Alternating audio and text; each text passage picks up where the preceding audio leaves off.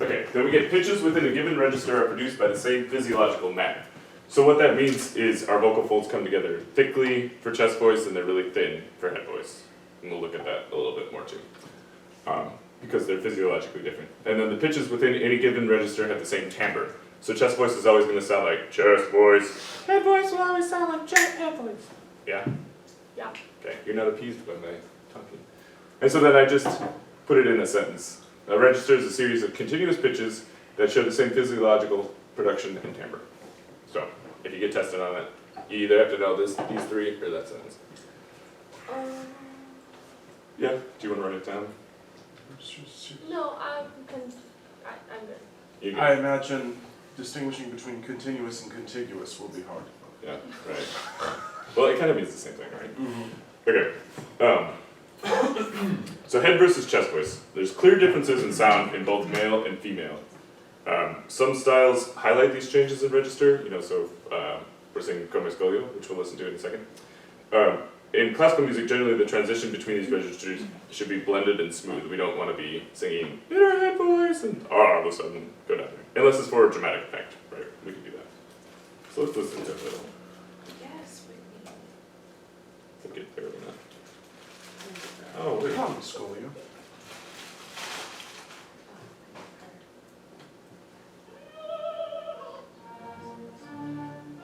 Can't hear it.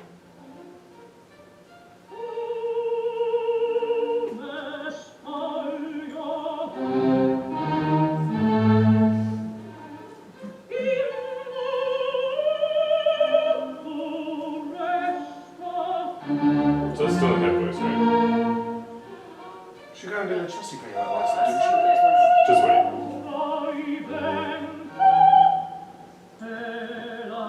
That's just voice.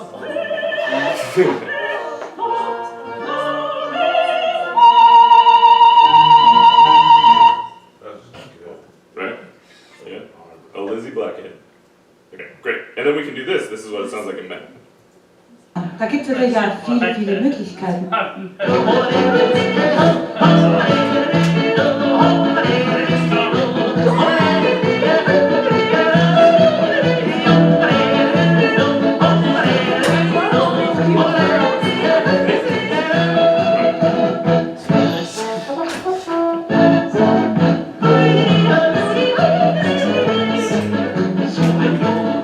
Now I sing in chest voice, right?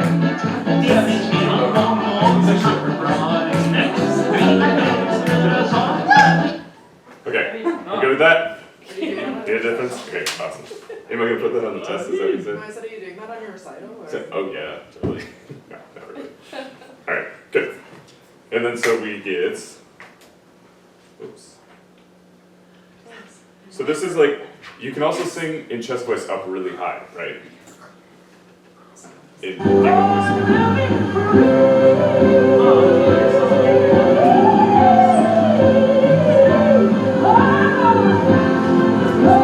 listen.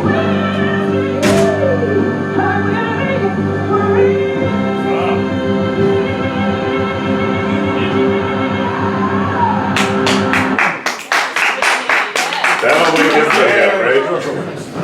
Okay, Allie, did you have a question?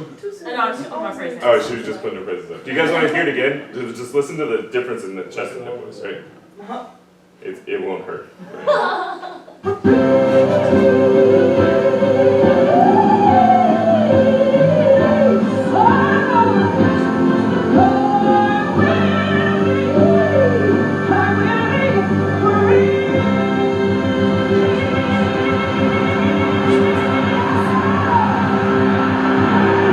Right? Drops the mic. Okay, awesome. Exactly. Just go home, cash a check. So what kind of different timbre words can we just use to describe like head voice versus chest voice? I'm asking you guys. Full. Lighter and full. Yeah? Okay, good. Sounds like they're more chords. In chest voice? Yes. Yeah, okay, great. Why do we call them chest voice and head voice? Because of the manner of the sympathetic vibration that occurs when we use the two. Yeah, generally, right? So we call them those words because we feel chest voice in our chests, and then we feel head voices more in our heads, generally. Even though those parts aren't really doing anything. Right, exactly. So that it's much more of a different, it's physiologically a different thing, right? Okay, so physiology of registration. There's 4 different modes of phonation we can have in our voices. So we get vocal fry, which is mode 0, and it's aperiodic, meaning that it doesn't have a exact pitch to it, right? It kind of oscillates a little bit. That's why you can sing super low, and that sounds like it's a note, but it's probably really not, right? Okay. Chest voice, that's a thyroarytenoid dominant, TA muscles. So which ones were those again? The actual vocal folds. Yes, right? So it's the actual vocal folds that vibrate together. And those, when they contract, they do what?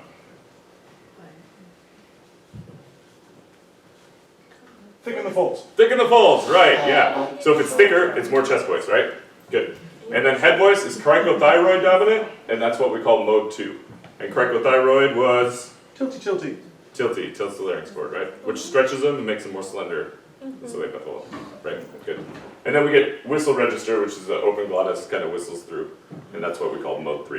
Okay. They call these modes because chest voice and head voice aren't really like scientific terms, right? Because we use them to describe things, and then people will talk about like mixing your head voice into your chest voice, and things get really confusing. But you can't actually like mix chest voice with head voice. You can get like closer, but there's a point where you have to switch from mode 1 to mode 2, okay?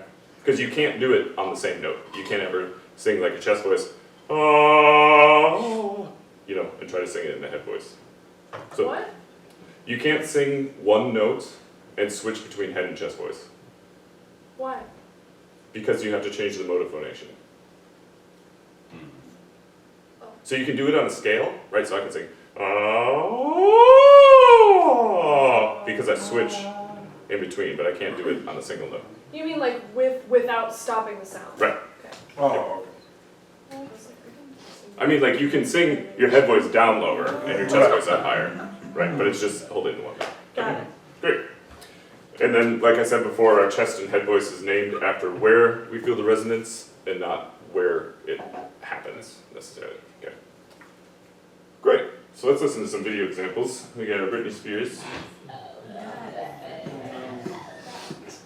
Best music video of all time. Sing I know. those Spears. Toxic, dude. Yeah, toxic. This is like a decade before that thought even. This is like 98.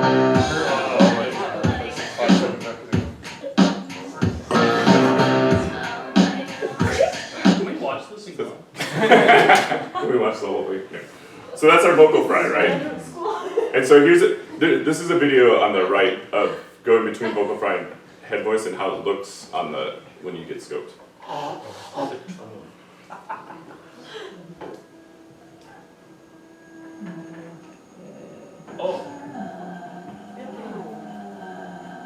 See how it looks really aperiodic?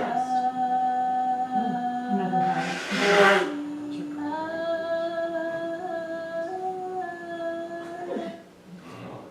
Yeah? Should we watch it again? Yep, good.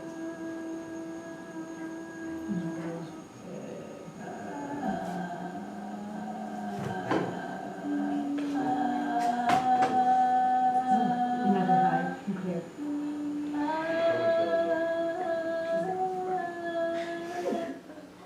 Kind of neat, huh? Alright, now we get our chest voice. This is the TA dominant, right? It thickens the vocal folds. So if you notice, they're like in a square shape, right? Like this.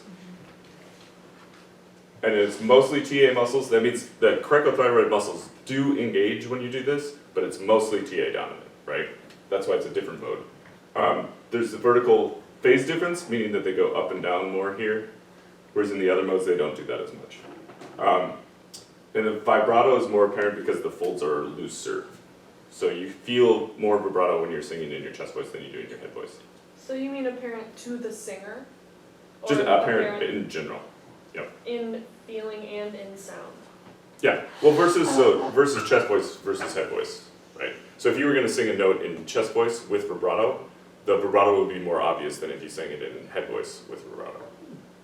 Because the folds are more slack, so there's more room for them to move and change the pitch, which makes the vibrato, right? So it's a it's a wider vibrato, or what about it is more apparent? It's more easily movable because the folds are more slack. Okay. Just try it in the practice room. You can do it. So that's our TA dominant mode 1. And so this was a question that we had in the first test, right? With our shallow spectral slope up here, if we get the 6 decibels per octave, we get stronger, higher harmonics, right? So we get more singers formant if this slope is shallow. If it's really steep, it's not as strong up here, right? So in chest voice, there's stronger, higher harmonics, so there's less of a spectral slope. Shallower. Does that make sense? Because where did we get the harmonics from? Resonators? No, I wasn't. Okay, they happen because of what happens. Remember, this was the question that I gave you all points for, because I worded it wrong. The harmonics happen because of the interruption of the wave, right? So the contact of the vocal folds makes the harmonics happen. And so they're stronger in your chest voice because there's more contact of surface area with the vocal folds, right? The thicker. Yeah. Clear? Awesome. So let's talk about, here's our Ivan Kozlowski. Singing in chest voice really, really high, right?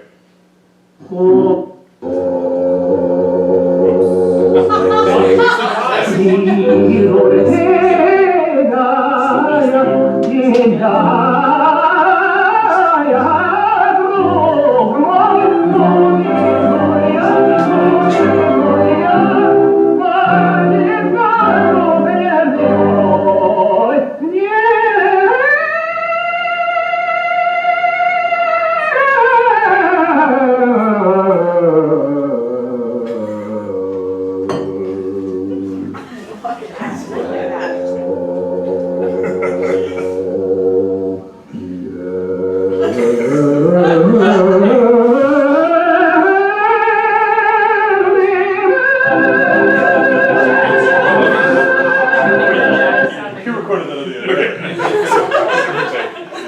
So we got, that was all in chest voice, right? He never switched up to head voice, even though he went up to the high E flat, right? Do you want to hear it again? No, I heard it. Regardless of how good it sounds. I feel like that's a bit of a subjective answer, though, right? Like kind of to your music, to the taste of your ears, because that could just be really excellently balanced. I mean, I don't want to say like registration, but like you just could have a really good balance of head voice and chest voice. Well, so you have to be doing one or the other. Okay. Okay. You can do them, so like, I can go and have, so I can have a TA dominant musculature that looks like this, that is thinner and looks more like a head voice, but it's not quite head voice yet.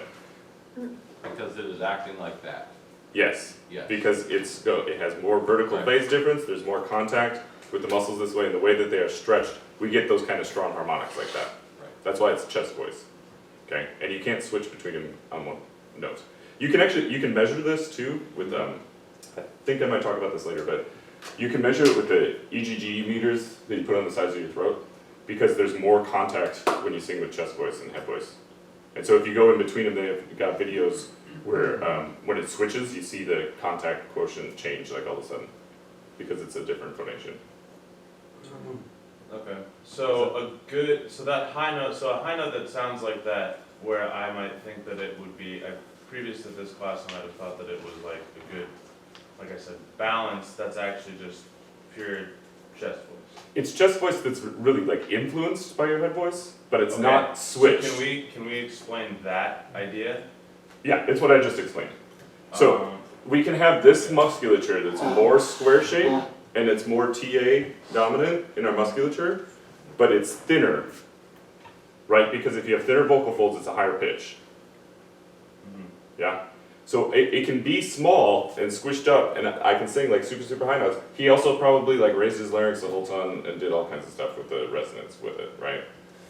And, So his voice is acting like it's in head voice, but it's using TA muscles. yeah. more or less.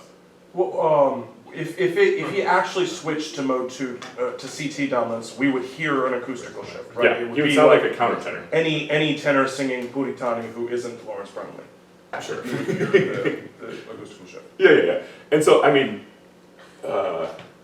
remember that our definition, there were parts that, so it has to be physiological, and then part of it is the timbre, too, the way that it sounds. So that sounds like it's in chest voice as opposed to sounding like all of a sudden it's a countertenor, right? Yeah, okay, cool. But there is sometimes like that in between, I know what you're saying, like that in between sound that's just not like that and not like countertenor. You know? Right. So you can is that be- just a strong head voice completely then? It can be a strong head voice, it can be a strong chest voice, but you can't like mix them through the middle. Do you know what I mean? There's no decided combination, like it can be a really, like, a head voice function that's really, really close to chest, or a chest voice function that's really, really close to head, but there's not, 50-50 is impossible. there's not Got like there's not like a 1.5 moment. Yeah. Because you have to switch them. Okay, Cool. like, So so, then even in a scale, even when you do like that scale, there's still a shift where the sound stops and you have to change registers. yeah, that has probably more to do with the acoustics of your voice than it has to do with what we're talking about, but that's true, too. We'll talk about, that's part of this unit, Okay. too. There is If a you read the shift, chapter. That's what your teachers are always trying to cover up, That's it. right? Yeah, totally. Okay, so like if we took this picture and I just showed you, this is what head voice looks like with your vocal folds, right? Okay. So if it's cricothyroid dominant, it's much more stretched and together that way. Yeah. Okay. Which we can talk about that now. So it's more of a triangle shape like this, rather than the square before, right? So there's a lot less surface area contact, and so we don't get as many high harmonics. Mostly CT muscles, CT elongates and thins, it's like the tighter rubber band, we get the higher pitch, right? There's little fold contact as opposed to the other one, it's always thicker. And you can read that with the closed quotient on the EGG meters that we talked about before. Yeah. Good, and it's mostly the mucosal wave flapping instead of the actual vocal folds moving themselves, right?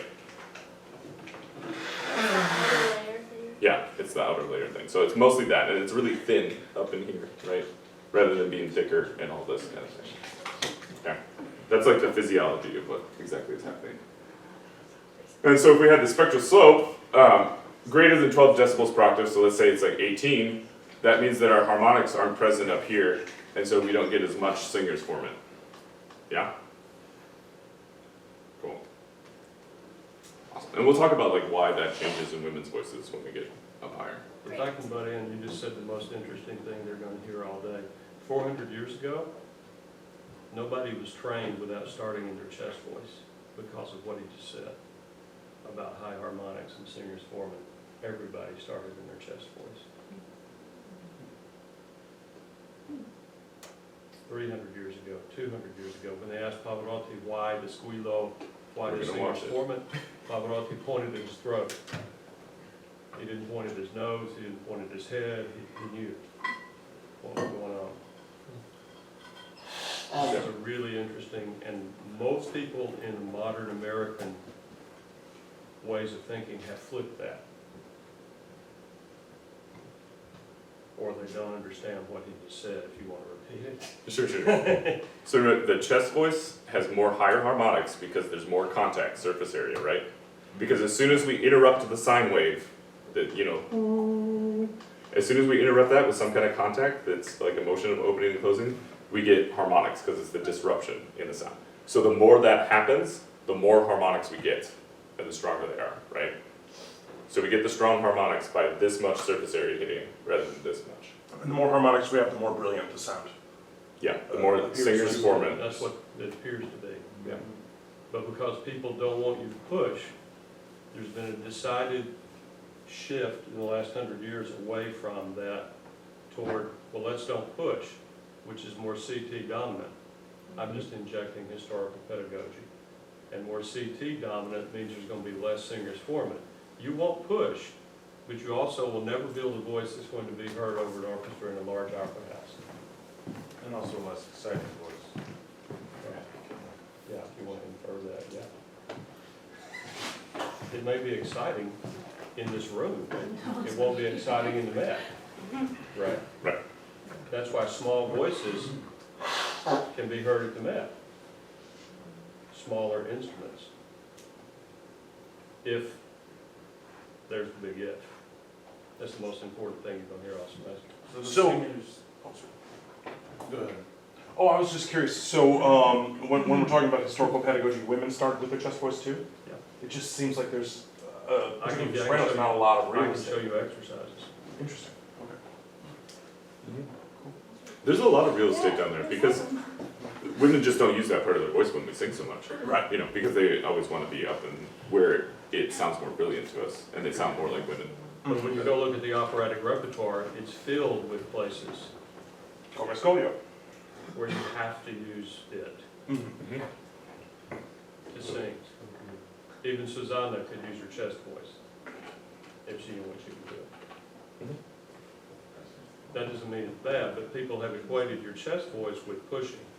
And of course, you can do something bad and end up singing like whoever, rock singer with no high voice. Or what, I mean, Yeah. you could easily go off track without supervision. But it's literally, that square vocal fold is the bicep of your voice, so it's just like you're going to go to the gym and train your bicep to be taller in the north and south direction. It's the same thing. And when that's weak, no singer's forming. Which, you know, singing in choir for years can contribute to that, singing other kinds of music without proper training, blah, blah, blah, blah, blah. And to go back from that is really hard too. Yeah. To be like, oh, your voice is actually supposed to sound this way. All right, so now we'll talk about whistle register. So we don't, they can't actually videotape like what actually happens. They can't reproduce it in the lab, so they can't say like 100% what happens. But it's basically like the vocal folds stay open and the air that's going between it kind of whistles and vibrates without the folds actually touching, okay? It starts above like the soprano high C. It has a very shallow spectral slope, so it doesn't have a strong singer's formant, right? So you can't really do this much singing very loudly. The harmonics are very far apart from each other once you get that high. Remember how I showed you the graph that once you sang high enough, all of a sudden the harmonics were like out of the spectrum? Right. So there are only a few that are still in the range of human hearing. Right, yeah. Oh. Because we only hear up to like 20,000 hertz. Which is why high sopranos track the fundamentals, they go higher. We will as talk about opposed that to- in a second. Yeah, that's the other half of registration. Okay, so we get, it's kind of like that looks like A. That's usually kind of how they do it. So let's listen to some. So the quotes mean not ooh, right? Right, yeah. UH is So it's like you go but then That's kind of how the mouth shape usually looks like. And you'll see it. Here we get Mariah Carey, right? Oh yeah, she's got it.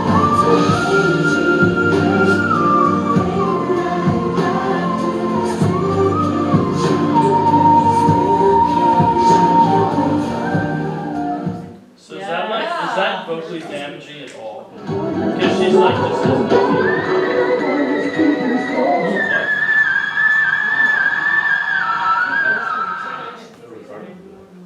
is There's more.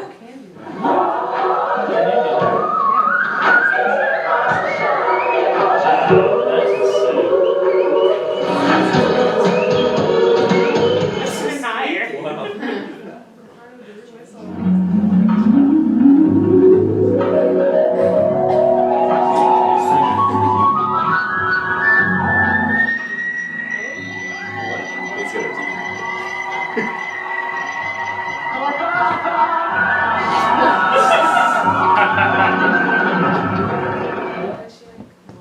She's had so much good hair in her lifetime.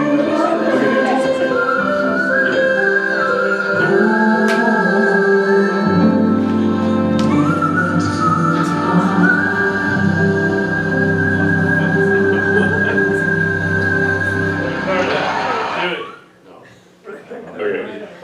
So you see how it kind of was like something like that. It's that kind of mouth shape, and you can't really tell what vowel she's singing, right? No. No. But you can still understand the words Because it's inverted. Okay, so now we get like a more operatic version. Okay, is this whistle register, or is she just got a really tiny neck with CT dominance? Sorry, It's play it whistle first. register. Play it first. Oh, you're talking about that? Yeah,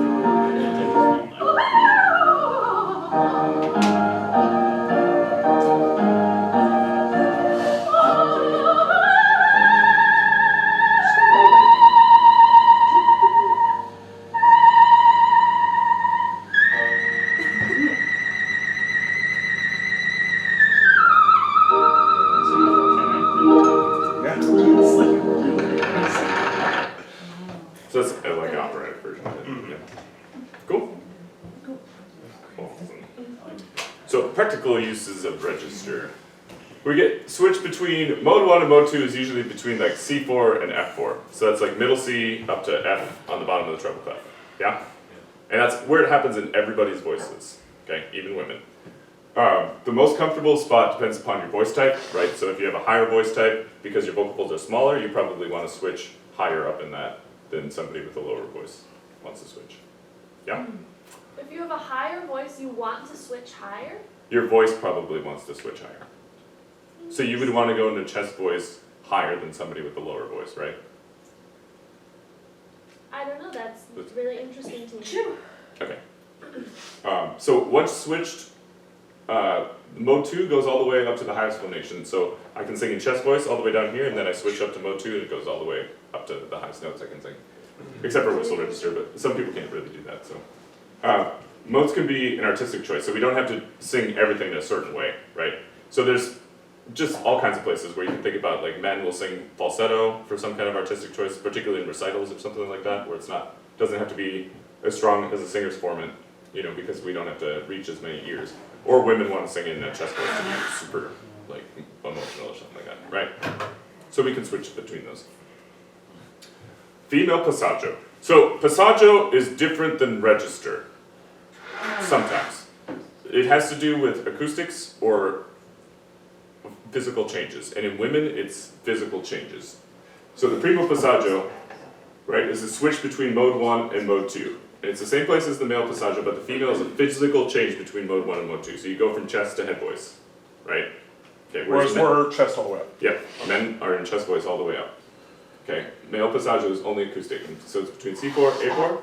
And the secondo passaggio is at the top of the staff between E5 and A5, and it stays in mode 2, and this is the change of resonance, not in register, for women, okay?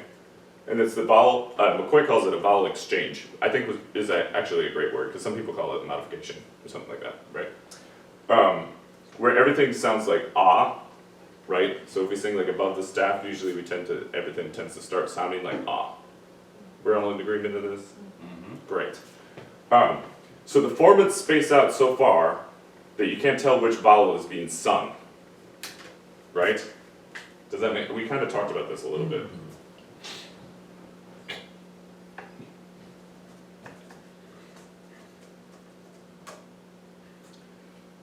Remember if we had, Oh, memories. this graph, so these are the formants, right? Or the harmonics, and these are the formants. So if I'm singing up higher, like say, that's like A440, right? I'm actually singing above my first formant. Does that make sense? So if I was trying to sing like an E or an A or some vowel like that, I'd have to move that so that it sounds like I'm singing that vowel. If a woman doesn't track that to a lower vowel, if a woman doesn't modify or vowel exchange to a lower vowel, thus improving the dominance of the lower harmonics in the pitch, they will sound shrill high, right? Why do they sound shrill? Because So if you look at this, the harmonics are above the fundamental are too loud no. Where's all the acoustical power? in the singer's performance. Right. Which makes it sound shrill, Okay. because it's all there, rather Because the than having some fundamental power isn't down getting here. any help. Yeah, we didn't move any of this stuff up here or anything like that, right? So if you remember what ah looks like, ah kind of looks like this from these two, and that's why it ends up sounding like ah. And this, there's actually probably a better graphic for this. Like say like this one.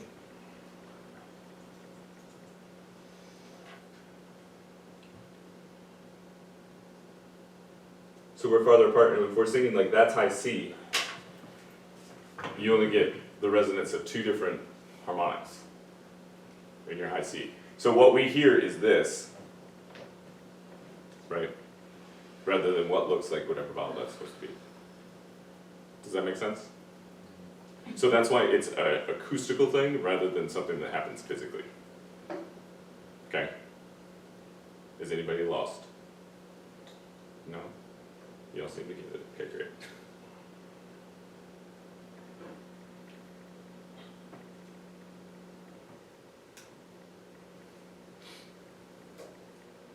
So then I want to listen to some examples of how this works out, right?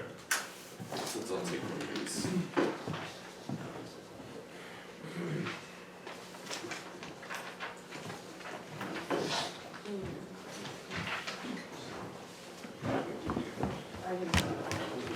You want? I think she's going to. I think there's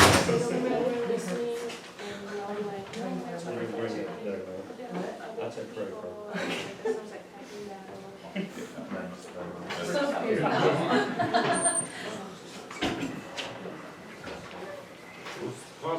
Oh, and it was Carrie. We thought it was Renee, it was Carrie. That was the voice that we got confused. Okay, so let's listen to how this works out. Which one do you guys want to listen to? Left or right? On the right. Right.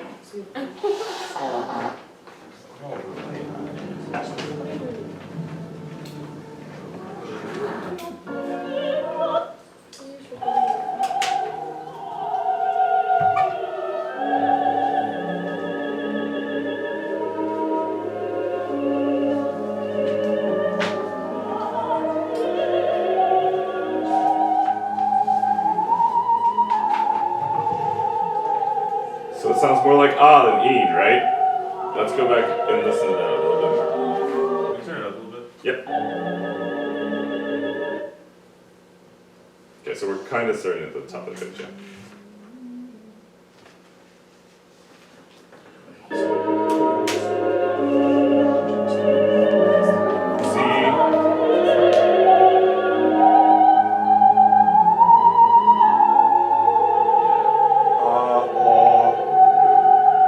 So let's listen to the rest of it and just see how this goes.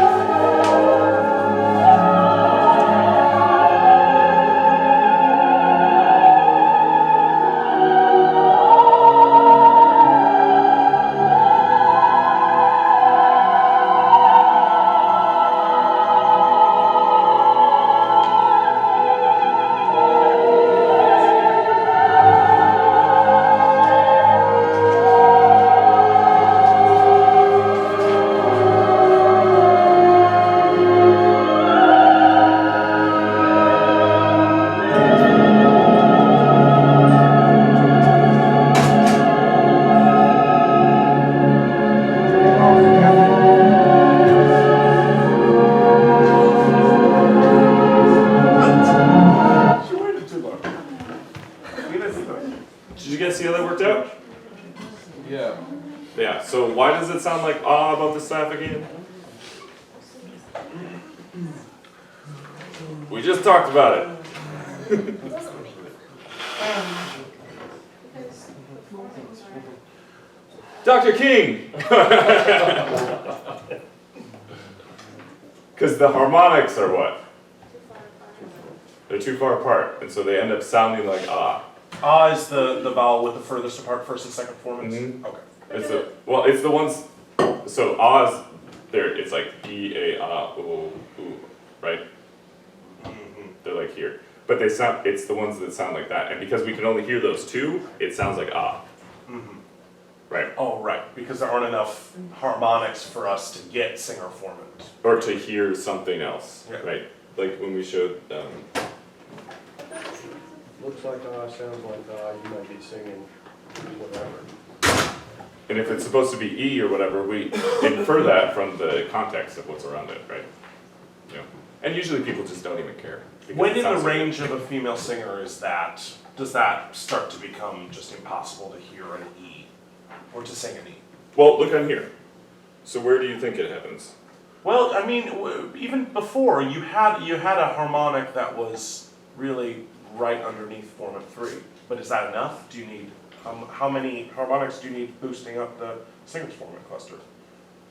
Well, it's not so much about singer's formant cluster, it's about the vowel formant. The vowel formant. So And you how need we at do least those. 2 harmonics boosting those. You need 2 harmonics to get, you need 2 differences in, like, so you need 2 formants to hear a vowel. So probably about, looks like you're already getting out of formant 1 there. Right.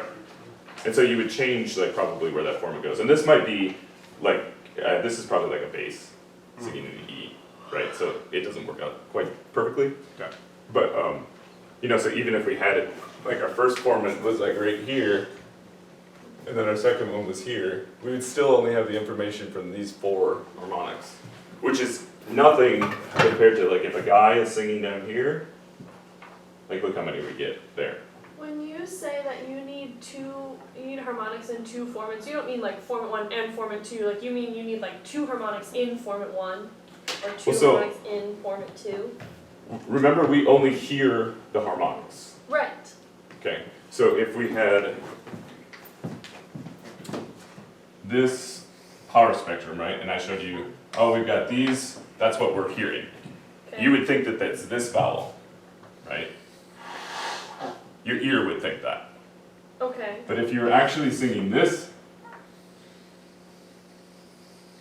right, and it was this, where it's actually supposed to be E vowel, we only hear the ah. Wow. Love it. That was very helpful. Okay, that make sense? Yes. Yeah. So it's the difference between what we hear, because remember, we only hear this. Yeah. We don't hear the curve. The line is That's- the imaginary part. The curve is created by what? What makes the formants? Tube. Tube, right? Shape of the tube. And formant 1 is made by front, tongue, right? It's opening in tongue position, Cool.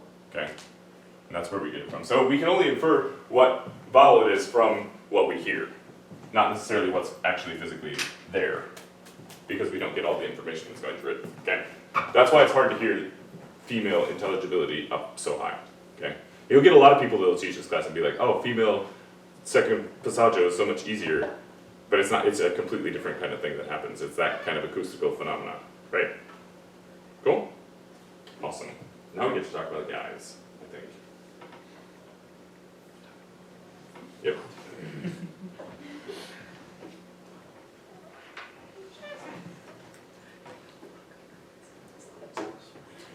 Okay. So men get 2 passages, right? We get one around like the top of the bass clef, and then one kind of in like E flat zone, yeah?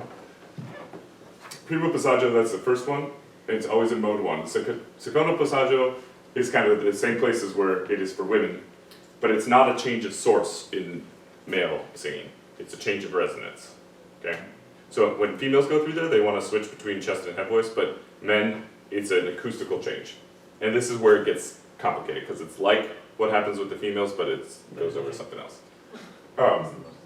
So they call it a realignment of resonance, because we change what our timbre is sounding like because of where the harmonics are in the formants. So it's kind of like exactly what we were talking about with the female voice. Women use the same idea when transitioning modes, but they have to switch the glottal source at some point because you can't take it all the way up to the top. Because you get more high notes with your head voice, right? Okay. So remember, the 1F0 stuff, 2F0, 3F0 means first fundamental oscillation. Yeah? Those are the harmonics.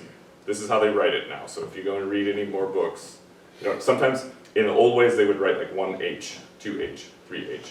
Yeah. So like this Bozeman book that I had on the bibliography, he uses the 1H, 2H stuff, but that's old now. So we use the 1F0. In the first formant, we get F1, F2, F3. So when you read the chapter in the book that you're supposed to read for today that you could review with, just remember that he talks about it like that because it gets really confusing if you don't know that specifically. So the sound change occurs when the second harmonic passes through the first formant of a vowel. So we're avoiding the meeting, that's when you can get a crack because there's too much amplification of the vowel, right? So what we're saying is when the first one goes through here, like that, okay? Which one? The first The harmonic, very little first one. Yep. Yes. the pitch that you're singing. There you go. Because the high A is like right around here, right? 440 for like a tenor.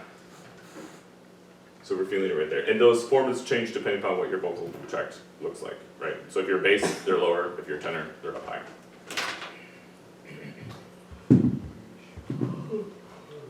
Oops. All right. So close vowels. You remember they use that term close, meaning that your tongue is closer to the front of your mouth, not so much closed. They don't use that so much in IPA. They actually talk about close vowels. E, A, U is easier because the second harmonic has already passed through the first formant when you get to that point. Okay?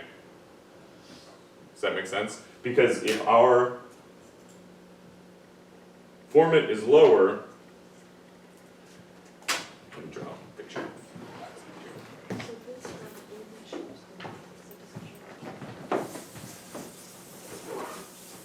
Right.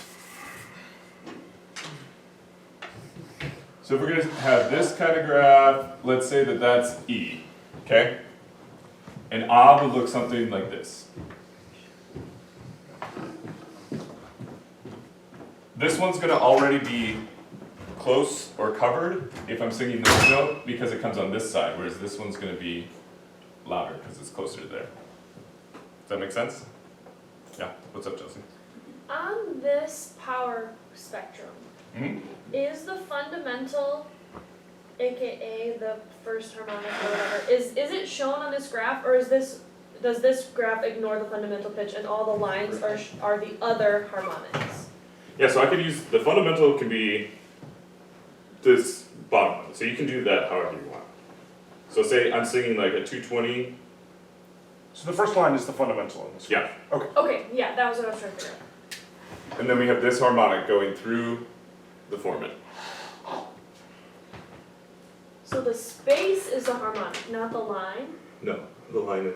Oh, So if I was singing through right here, that's like it going through the formant, got it, okay? thank you. They show they have a graph of this in the quick look.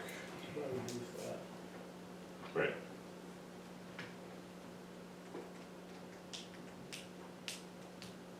So we're going to do this with that computer program that we were using.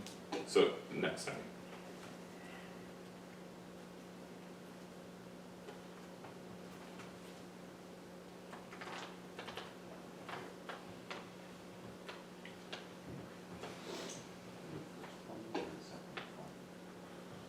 Okay. It's too dark.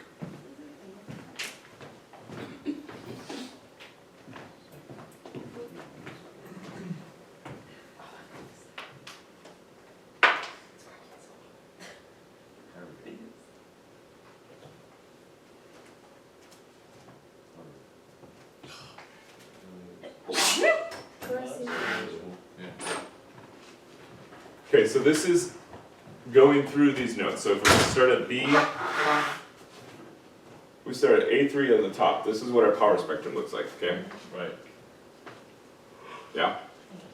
So we're gonna watch this is below the first formant.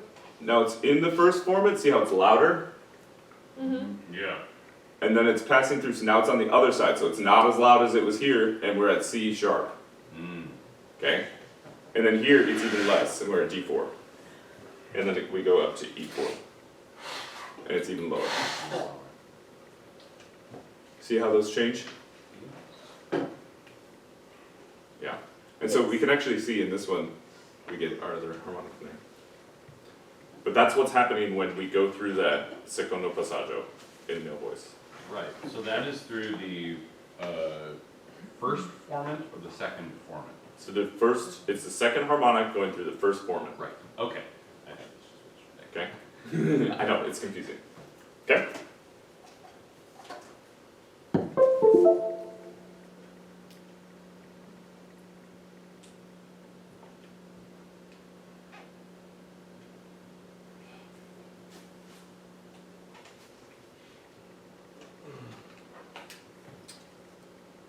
So we saw that ah is the hardest because it's the formant is closest to where all that is happening in the right? Because E, A, U, the formant is lower, so it will already have gone over by the time you get up to the higher notes. Okay. Oh. Well, look, this graph might help a little bit. Can you read that? I don't think I can make it bigger. So this is a graph of the approximate formant locations for each voice type. So if we get soprano, because your voice type is mostly determined by the size of your vocal folds and like how long your tube is, right? Okay. So if we get soprano, the E, their first formant is going to be around those notes for each vowel. And so if you see like for baritone, they're down here. And so if our ah first formant is going to be here when there's an octave above that, right? Because the first harmonic is the octave above. It's the D or E flat up here. And that's harder to sing than the E because it's already past the harmonic, second harmonic is already past the first formant when you're down there. Does that make sense? Yes. Okay. There's some audio examples that maybe help.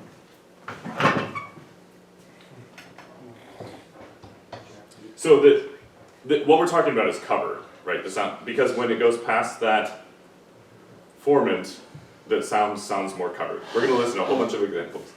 But it's the acoustical, right? So we don't do it, it just happens. Phenomenon that occurs when the formants and harmonics cross each other through the passaggio. It happens, you don't do it.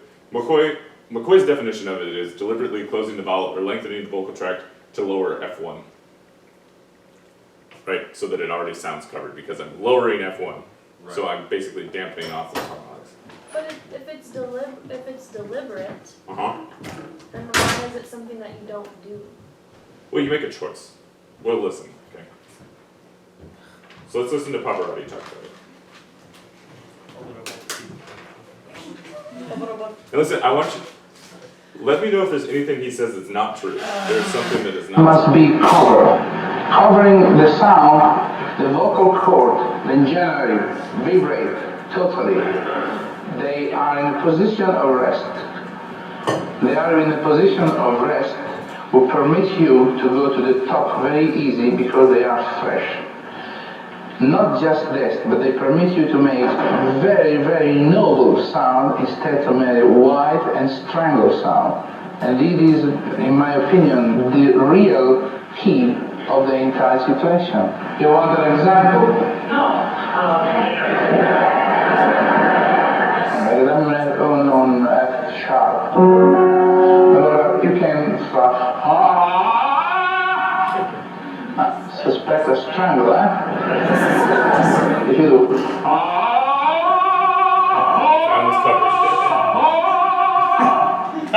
I don't like much. Più fatica is easier after 20 years, of course, but it is support from the diaphragm. And when I do this sound, the vocal cords are vibrating just in the middle, not at the end. They are in a position of resting. Then I can do the following very easy, jumping down, jumping to the other sound, like an animal.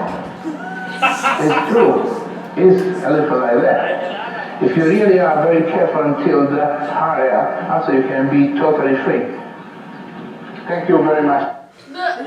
Okay, so what did he say that wasn't true? Something about the chords opening. Yeah, only in the middle of your bowls. Only the Vibrating? Vibrating. He also said supporting with the diaphragm. Oh yeah, Yeah. that too.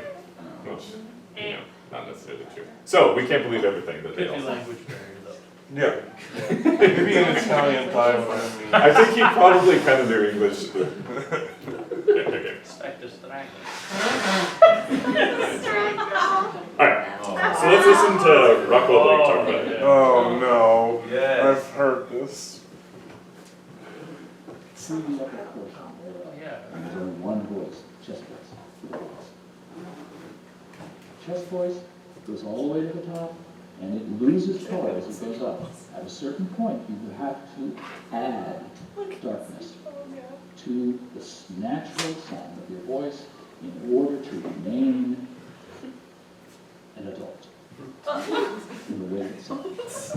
You want to maintain the adult character of your voice all the way up to the highest portions of your voice.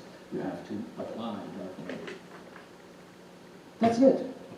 And the passaggio is that area where you first begin to apply dark timbre. That's it.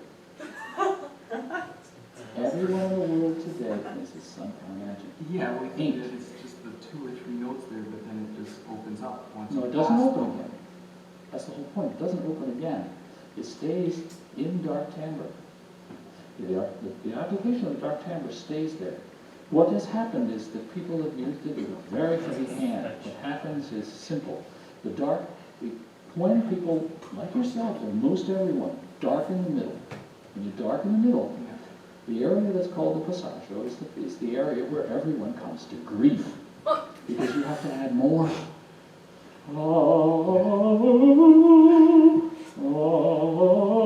And then what? It opens up. What does that mean? It means simply that you've come to that area where you want the voice to be, where you have to apply the dark timbre. You can't avoid it. Garcia is absolutely right. It happens to everyone. If you've got your middle voice darkened, you're going to have to darken it more for the passaggio. Otherwise, it's going to be weird. Too high C or B? No, that's the whole point. You have two choices. You head past the area of passaggio, and you have a point that above which you will never go if you continue to darken that sound. It'll go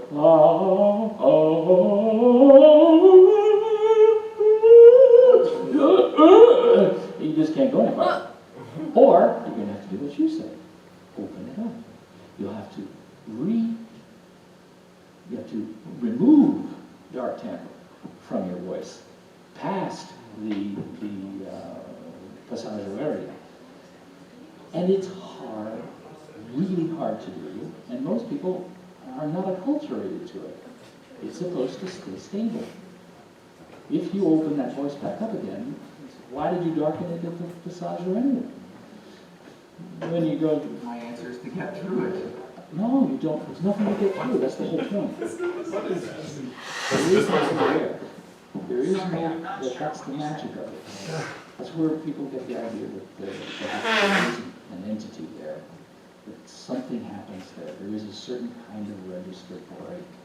But women have registered, defined areas, and they're each individual is maybe different, but there are defined areas where there are register breaks that beyond which something's got to happen.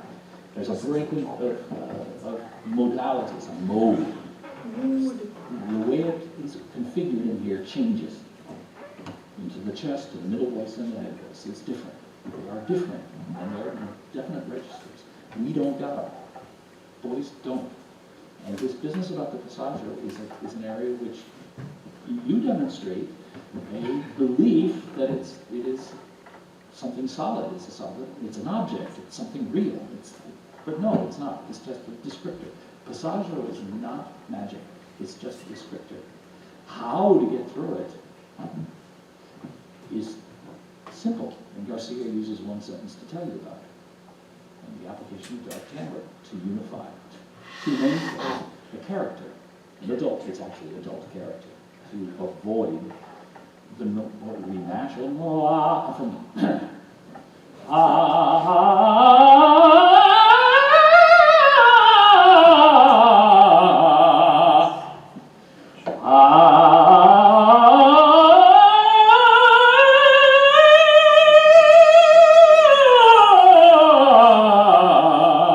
I'm not a good voice. He does it better. That's him. Sounded pretty. It's all together, but the one is with an application of dark timbre, the other is not.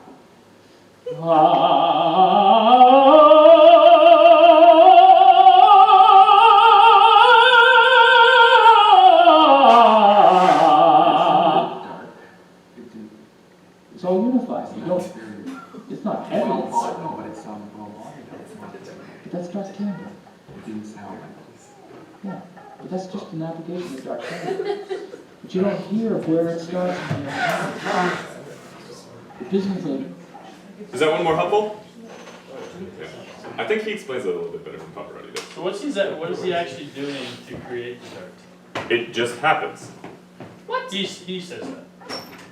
Because your formants stay the same, and so the dark timbre happens because the harmonic goes through the formant. So, but what is changing to make that happen? Like, I don't understand why it's something that just happens, because he says, oh, you can do it this way or this way, so like it's. So when you do the first one, when you keep it spread, what you're actually doing is you're moving your first formant up higher to keep it with your second harmonic. You're raising it up by raising your larynx. Right, yeah, or something, or spreading your mouth, right? Because it's saying, ah, Okay. it's spread instead, oh, something like that, which 9, 10 o'clock in the morning is hard for me to do, right? Okay, Does that make sense? sort of. Yeah. So remember, it's like this, it's like the graph that I showed you, right? So what we're hearing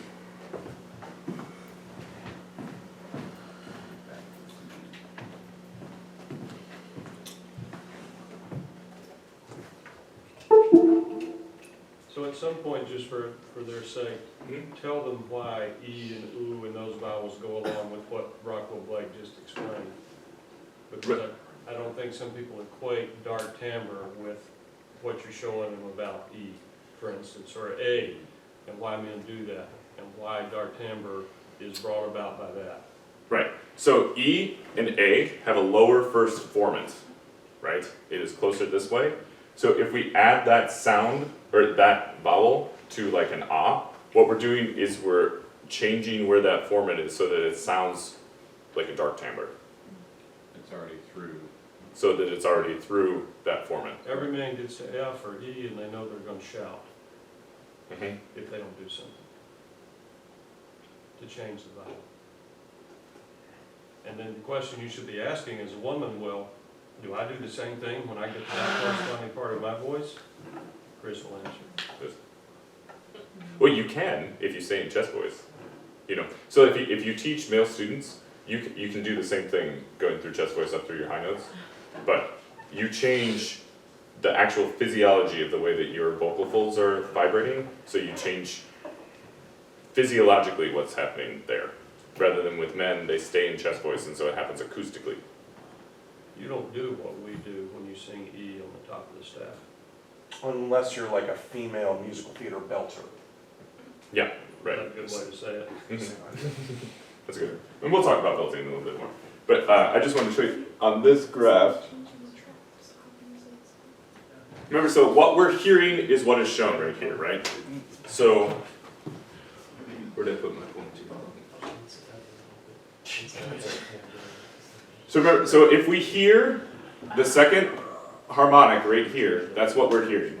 And then we're hearing it louder during B flat, that's what sounds brighter to us because it's louder. Then when we get to C sharp, it is not as loud, so it's going to start sounding darker. And it's going to get less loud all the way down here. So it sounds darker and darker. Okay? And remember, so this formant is around like A, 440. So we're only singing down here, that's like at the top of the bass clef, because the first harmonic happens the octave above it, right? Yeah? Okay, great.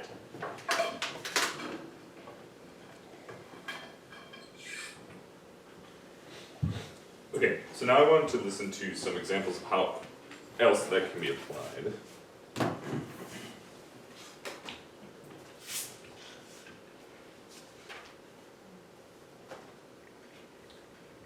So here's an example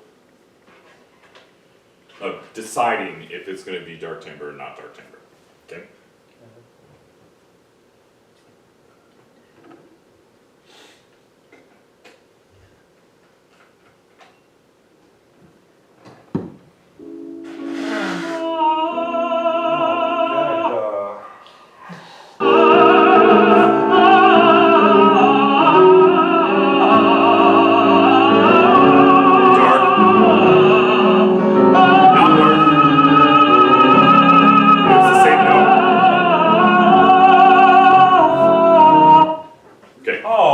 Stop it there. Okay. Okay. So what we're listening for, remember, is we're listening for this F sharp and this F sharp. And one's in dark timbre and one's not.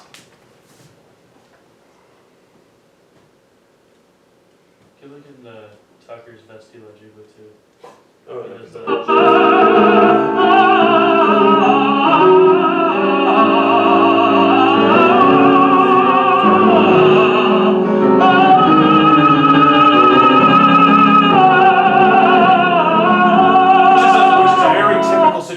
for a lyric tenor, where the F sharp can go either way, right? Well, and when you need to hold a note longer, like that, like in that example, the F sharp is. Was it's gonna sound was the spread. second F sharp like not dark because he took a breath and thought like, oh crap, it's an F sharp and his larynx hiked up a little bit, or Maybe. So he did that on purpose because he wanted to go. I think it's Oh, just well, because the G sharp was like perfectly covered and like Yeah. right in the thing. But So, but why was the first one dark and the second one wasn't dark? Because he had to hold the note longer and it would have sounded like ah.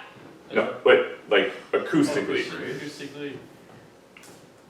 He didn't. Because he changed where the formant was. A slightly different vowel. Yep. Like that. So he had a different vowel idea, it was right? more up. So the first one was maybe more like of the E idea because it had a lower first formant, so it was sounding darker already. And the second one he didn't do that, so it sounds more yelly. Okay. Good, let's listen to it one more time. Yeah.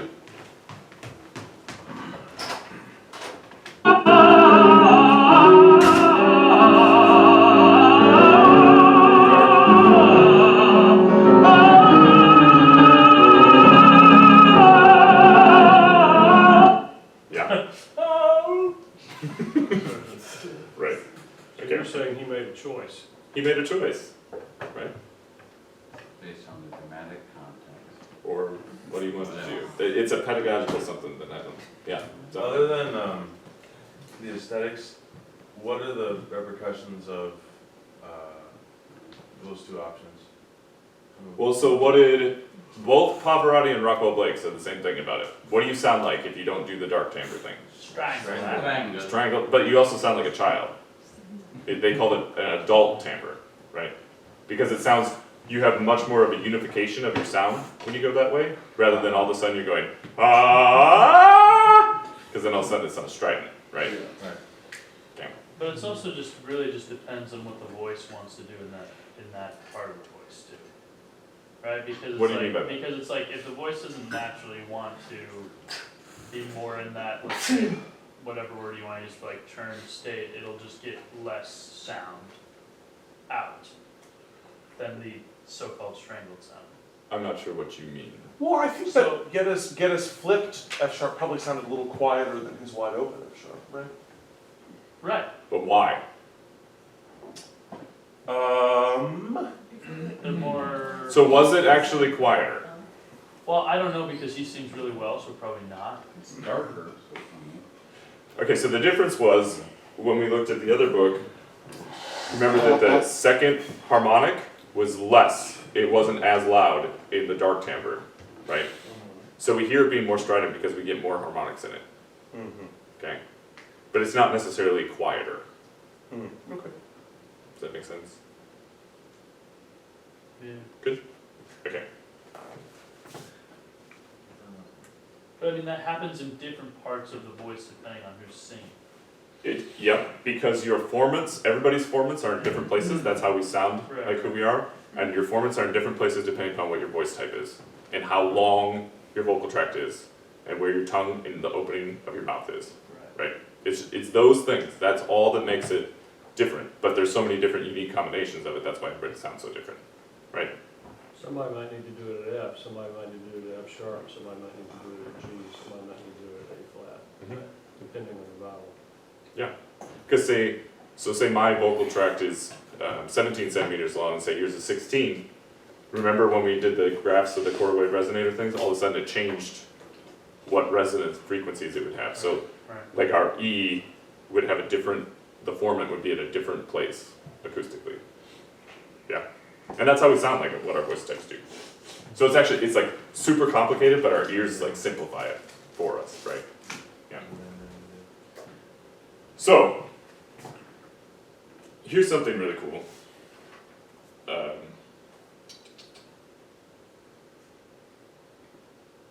We'll listen to another example. This one's Jose Manda.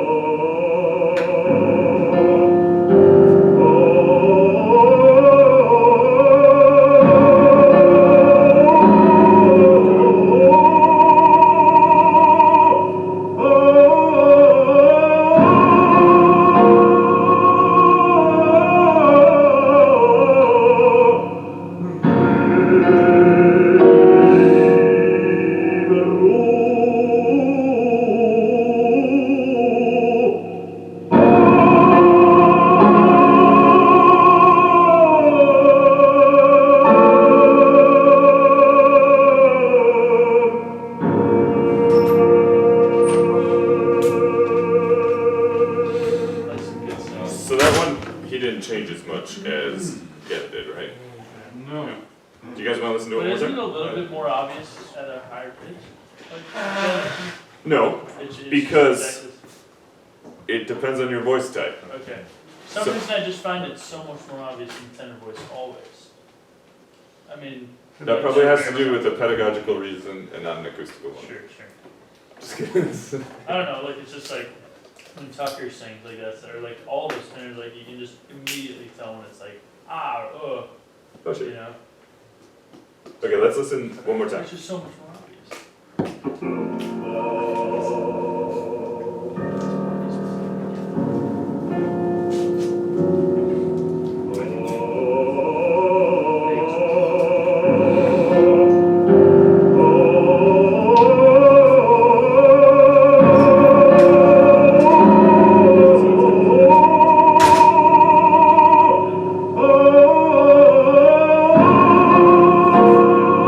He'll sing this one differently than he did this one.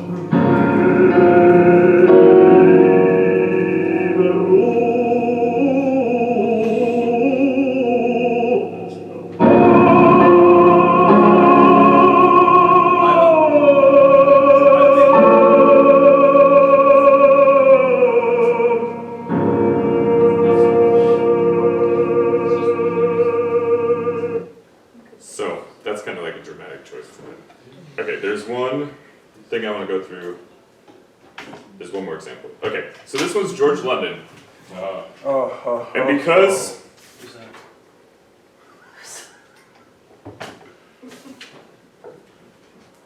so remember how it has to do with the fact that that form, the harmonic is going through that formant, right? So if we're singing a note that's a fifth lower than that, there's also going to be a cover thing that happens because the octave in the fifth is going through the formant. Okay, this is a little advanced, just telling you. So let's listen to this and see how you guys can hear it.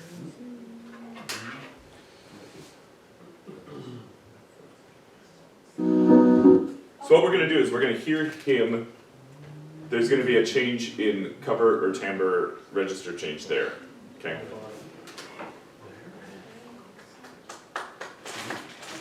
It's the first.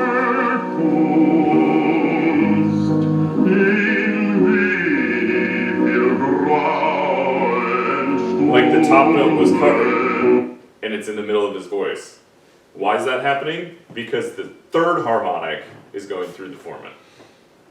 It's a subtler transition, but it's the Yes. same principle. But why is he doing it to keep his voice unified? It happens because his vocal tract tube is the same way, because you keep it the same length, and so because it transitions through the formant, it's gonna sound from dark to open timbre. Does the fact that that G sharp is probably his first passaggio have anything to do with it? So the passaggio has to do with where the formant is, right? Okay. Yes, and he's keeping it the same length, therefore when it goes up there, it just shifts. Right? So, It's close to it, it may be on it. right, so if we're talking about the third harmonic, so the third harmonic would be which note above that? It's a D. Octave and fifth, right. Octave and fifth. And so when you drop down to the B, where does that harmonic go? Goes through, okay. So it goes through the formant, Yeah. the third harmonic. Right. Okay, let's listen to it one more time.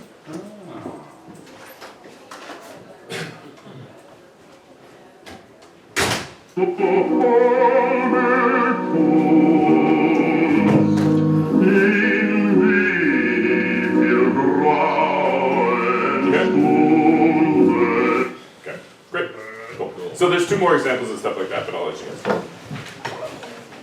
Thanks. Yep. I love today's class. I'm all about this. Yeah, right now? How about it?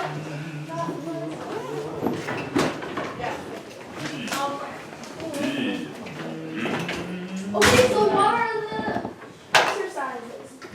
You're like, I have exercises for that. No, oh, you meant chest voice? Or just some of your exercises? Tommy, do you want to come get your? It's just Jeff too.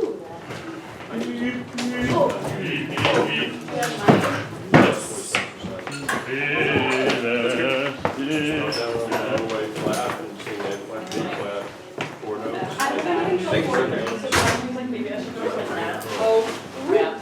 But like, I'm not gonna have even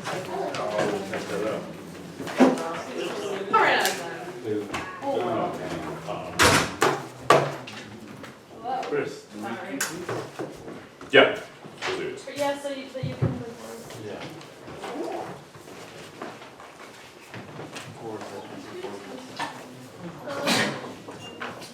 You know, I didn't. I'll go with this. Good. And I wanted to. Yeah, thanks, thanks. And then I Well. didn't. You know, You know, I just didn't. I listened to it and I read. See you later. Come on. But still I know, it's all the same. It's all the same. I read I know. All week long. So even though I was listening to I like that guy. You took a shower, didn't you? Exactly. way to No, call her except out, for damn. You took a shower, anyway, didn't you? so like. Well, yeah. We're not Call her out. Why wouldn't I take a shower? I don't know, because I got home last night and like laid catatonic in my bed and couldn't function. I have to take a shower. Did you see my hair? Yeah, it looked cute. It was in like a messy bun, which is the exact same hairstyle that I'm rocking today. Yeah, but it was like ratted. If I would have done another day, it would have been like, Hey, what's up? what are those threads? I would have had No, threads. I'm impressed by you, that's all. Well, I woke up at 8:50. I don't know. I don't know. Like, I was doubled over in pain That's amazing. from Yeah. 4:30 People weren't here. until 6:30 because I couldn't get my feet tacked because it was in the kitchen and I didn't want to put it in the microwave with my first. So I'll ask you like, about for like after lying there for 2.5 hours, I'm like, I have to. I mean, so I went in there and then I fell asleep. And then They have to vote on it because you took, it was a test. I So like your, and then I woke up at like 9 and I'm like, well, do you know what I mean? I can hardly stand up. I'm gonna shower and then I'll be late. Oh, you have. Like we did last time, remember? I asked everybody. Oh, I was gonna try. Yeah. Okay, thank you. Do you go sit by me already? Or do you have your guests every time you go to class? Can I sit on the aisle? Feel out the road. Are you gonna participate too? It's gonna be like